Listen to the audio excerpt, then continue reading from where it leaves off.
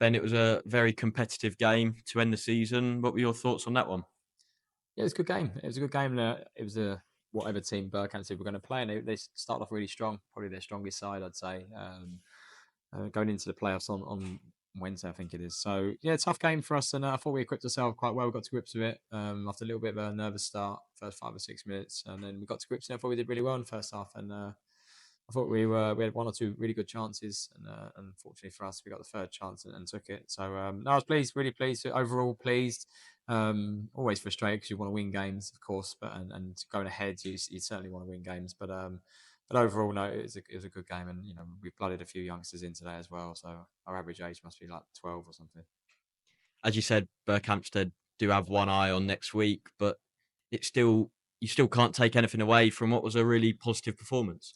Yeah, like I say, it's not easy. They've done it extremely well. So congratulations to Chris and his team there, and I wish them well on Wednesday. I think they're going to be playing Hadley, I think, isn't it, at Berkhamsted. So yeah, no, good luck to them in that. And from our point of view, it's a good test, isn't it? It's a good test to pit yourselves against a team that up until 3 weeks ago were battling for the league title with Real Bedford. So to go toe to toe with them and over the two games, to take 4 points off them is a testament to us. But nonetheless, we want to look forward now to next season and want to get better. But I think it shows you we're not a million miles away from being a really good team in this division with a little bit more.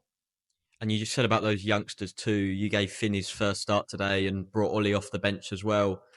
These last few games, whilst you've got nothing to play for, how good has it been to be able to give a lot of players an opportunity to show what they can do?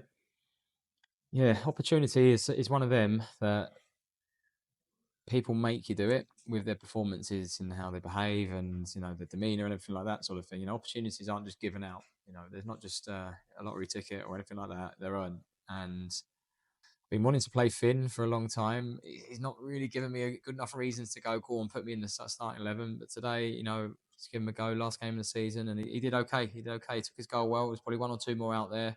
He learned a lot from today as well. About the graft and off the ball stuff as well. And then Ollie's unfortunate because he's been injured for the last 2 months really, but he's been really really good. Certainly in the academy sides when he's got a chance. When he played in the FA Youth Cup, he's adapted and played at right back for us in the Heart Senior Cup away at Potter's Bar. He did really well, and he's a really good egg as well. And so to give him a chance and a bit of a reward for his endeavours throughout the season, I think that's fitting. I thought he did really well when he came on, by the way, as well. I thought he competed really well, had good tenacity, good quality when the ball come into him, and so that's a bright point as well. And considering he lives about 3 houses down there as well, you can't get much more local than that to the football club. So yeah, really pleased, and he deserves his chance. Just on Finn Lynch as well, he couldn't have given you much of a better reason today with his goal.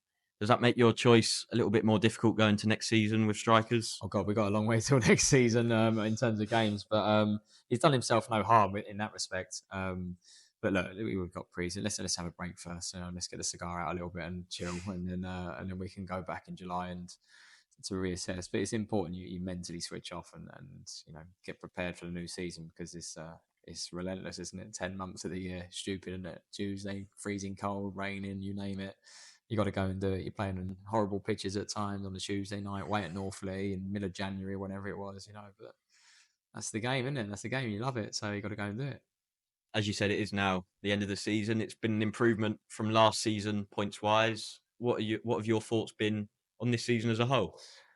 Oh God, how long have you got? Look, if we wind back to the beginning of the season, which feels 5 minutes ago against Real Bedford, we're in a different place. It's weird because I probably went with a little bit more experience in the team, initially, and it didn't work. And I'd say after like 8, 9, 10 games, we were nowhere near it. We had no identity. We weren't just losing games. We were losing them in a way where I couldn't put my name to it. I couldn't put my hat on that because we weren't dominating games. We had no sort of like real identity or way of how we're going to play. And it was difficult, really difficult for me. And also, I don't think the buy-in was there. The players I brought in, unfortunately, I don't think they quite understood, or maybe that's my fault, but the buy-in wasn't there, and it typified it probably when we played Ware, when we got smashed here at 5-1, which hurt everyone. And some of the comments from the boys inside, I remember, Archie O'Brien, for example, he's made a mistake. It's a third goal, and it's a tough goal because it was just before half time. The third one kills us a bit, but we played really well. We played out. And he's gone to pass it to Billy. Remember, he's put it wrong side of him. He set him up and they've scored. And, some of the players at half time have given them a hard time, saying launch it, kick it out, blah blah. And it's all very well in hindsight, but if you do that and you adopt that approach, you lose what the very, very essence of what we're about, and you'll lose a lot more games playing that way, in my opinion, because we're not equipped to play that way. And it was in that instance summed up what was probably wrong with us, in terms of the buy-in, and that was then quickly changed. So when you look at it, then we went really young, and you've had the emergence of players like Bert who's come in and done really well, like you mentioned there. Finn, Ollie Porter's had some chances as well. Players that have maybe not seen the season out of us, but Jimmy Doherty's come in and done okay at times, and the emergence of Riley Carr, the superstar. Um, He's come in and done really well. So I think it shows, like, and then you couple that with an FA Youth Cup run where the boys have done really well and pit their wits against, professional clubs where they've beaten them, and then gone to the one of the biggest clubs in the world in Arsenal and gone toe to toe with them for their age group. So to give them chances then in the first team it's been nice to be able to do so. But no, we want to win. I want to win. I want to take the club forward, and it's all very nice, beating incrementally your previous points tally. But it's a pretty low base when I come in, to be fair. So what we now 5 points above us where we finished last year, something like that. 4 points, something like that. I can't remember now. But look, I want to get better. And I think there's an opportunity. I think that there'll be teams next season. Leighton have finished really strong, bar in the last sort of 2 or 3 weeks.